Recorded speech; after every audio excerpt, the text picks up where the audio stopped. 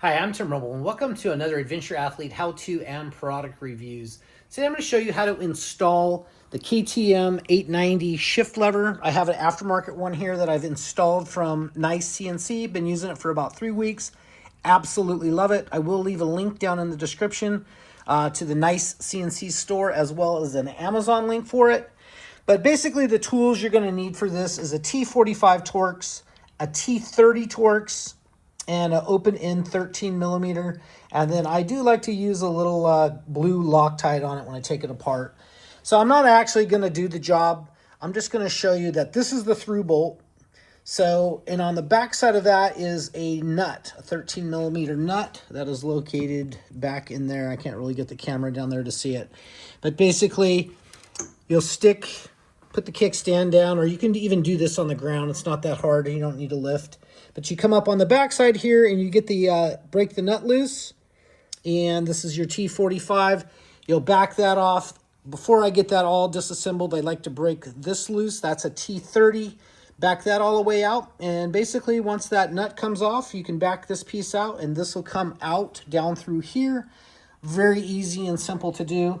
You can see that this NiceCNC has it's a slot in the back, so this is adjustable for your throw, how far out you want it or how close. I actually prefer it closer. This is a little closer than the stock position on the KTM, and even with my size 13 boot, I got plenty of room to manipulate it, is folding. So basically, you'll take out the old lever, and then you'll put the new lever back in. I like to stab the bolt through it. And then it's a shouldered nut, so you can actually balance the nut in your wrench, and then get up there behind there and put that in place and just get it started. Once I get that started, then I try to manipulate this bolt in. This bolt is close, so you'll have to, with how I have it adjusted, you'll have to put this rod in kind of in there first.